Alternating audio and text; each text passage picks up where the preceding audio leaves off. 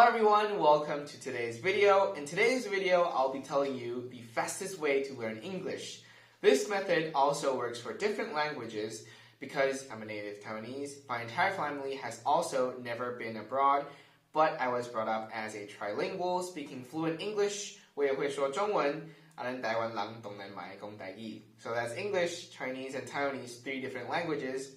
These tips are from my experience learning English as a child and also learning different languages. So without further ado, let's start with the first tip being don't try to translate into English from your native language. Now I'm sure this is very, very hard because Chinese, our official language, is completely different in terms of grammar, sentence structure, and other aspects from English. So if you wanted to say something in Chinese and translate that to English, directly, word for word, it will probably sound very weird or even alien to other people. And that's why it's so important to establish a database of words in your head before starting to try and speak in that language or even to think in that language, because you want to think in that language to make sure that you have the most correct way of speaking this language as possible. Now moving on to the next tip is to relate words to sentences. For example, I am interested in cooking. To be interested is a sentence. And if you understand these sentences and how these words work within sentences and different contexts, you will know that it should be I am interested in cooking or cooking is my interest, and not I am interested at cooking or I am interesting in cooking. These are all the wrong way to use English.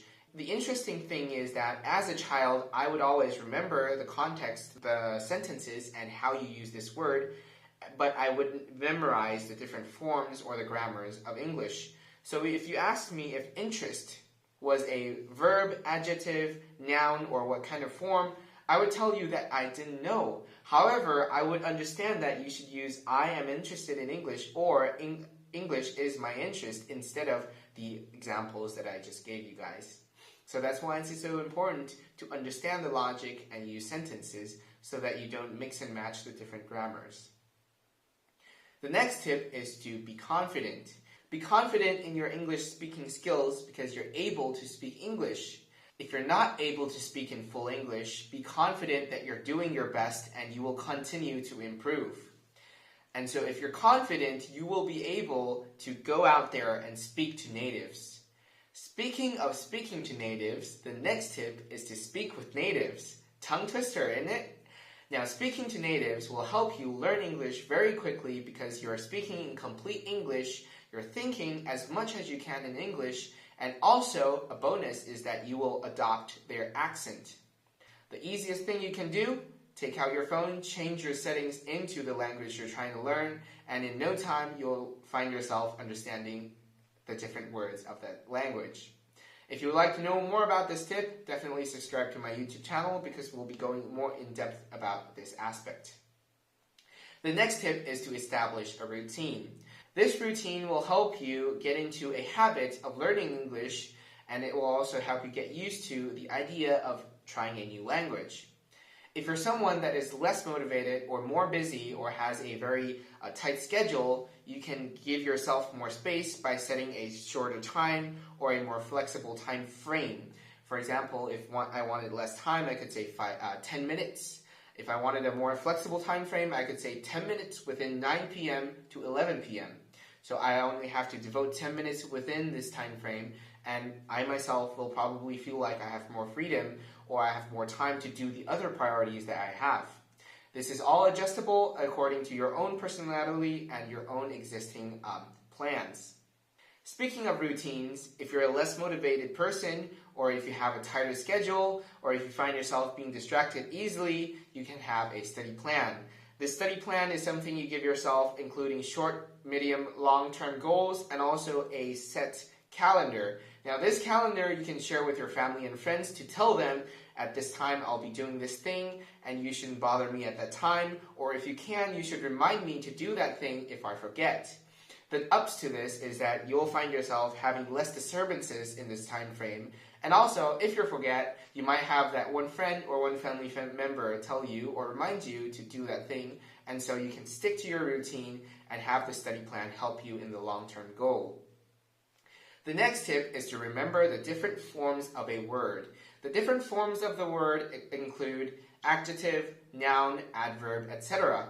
For example, if we take the word generous, it will have different forms. For example, generous, generosity, generously, etc., etc. Now, as I said before, if you remember, understanding sentences can help you remember the different forms of a word. So every tip is kind of linked together and connected together in a certain way.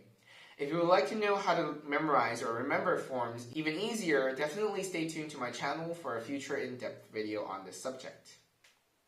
The next tip is to start from the core skills of learning every language. Now, the 4 core skills are reading, writing, speaking, and listening. Depending on your personal needs and the pros and cons or how good you are in different aspects, I will recommend you to start wherever you think you need it the most. For example, if you're taking a test, you might need to know how to listen and how to write.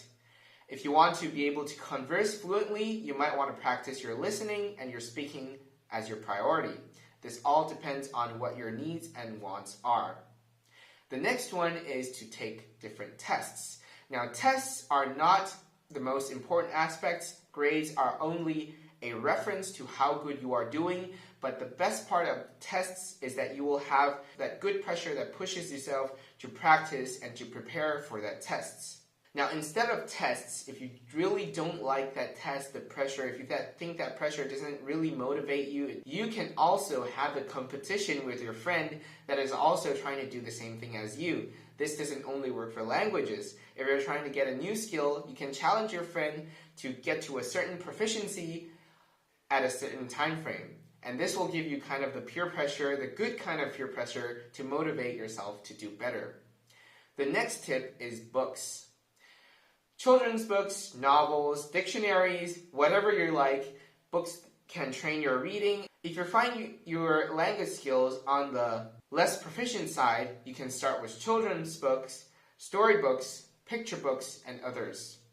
If your English or your language is starting to get better, you can move on to novels, and even better, if you want to try to challenge yourself, you can try to read even an encyclopedia. If you do manage to finish an encyclopedia, definitely comment below because good for you. The next tip is to use English or use whatever language you are learning whenever, wherever, anywhere, everywhere. Whenever you go to some place, try to change your mindset into that language as often as you can. If you can, try to think to yourself in that language you're trying to learn. In that way, you'll be using that language more and more, and then you'll get used to using that language on a daily basis. The next tip is grammar. Grammar is one of the hardest aspects of any language, and it can be perfected or even mastered by using it through speaking and talking. Now, how to speak more and talk more, it was mentioned in a previous tip, and if you would like the details, definitely stay tuned to Boss Wong Vlogs. The next tip is procrastination. Not that procrastination is good, but you should avoid procrastination. As I said before, if you're someone that's easily distracted or less self-motivated, you should stop procrastinating.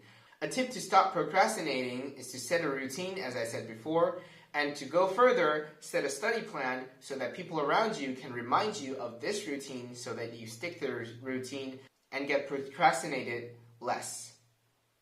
Now, if that still doesn't work, then I would recommend you to give yourself breaks when you're learning. For example, if you give yourself a goal of 1 hour per day, you find yourself being very tired at 30 minutes, then you can take maybe a 5 to 10 minute break after 30 minutes, and then go back to learning for 30 minutes more. If you're not doing good with only 5 minutes, then I think you should start by training your focusing skills because you're definitely getting distracted way too easily.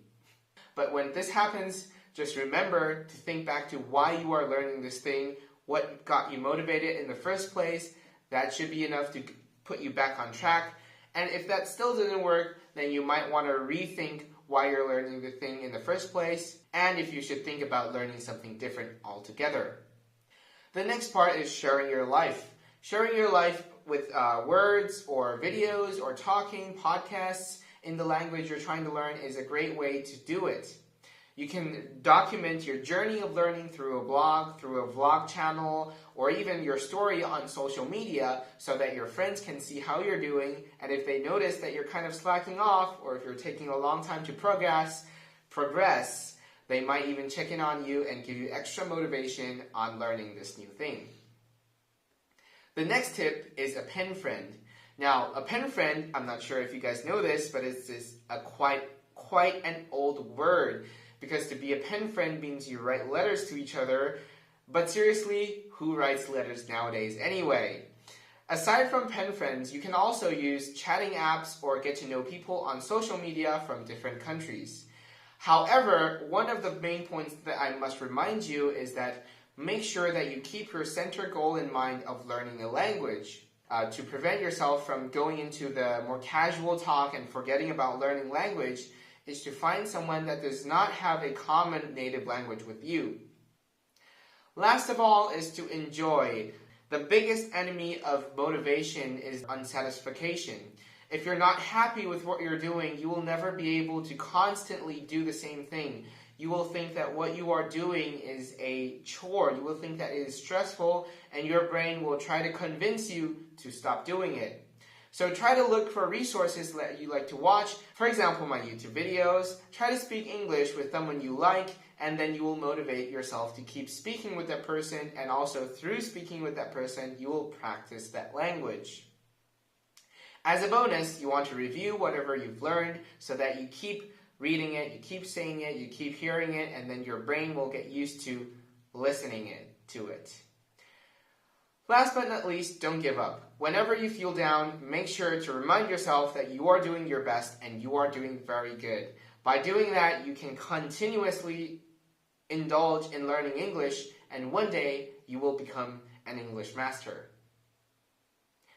So that's all for today's video. I hope you guys enjoyed. If you have any questions or anything you would like to learn further, comment down below and I will definitely try to make a video upon that subject in the future. I hope this helps you on your path of learning English. If you have a favorite tip, comment down below, like and share if you enjoyed, and definitely don't forget to subscribe. I will see you guys in the next video. Bye-bye!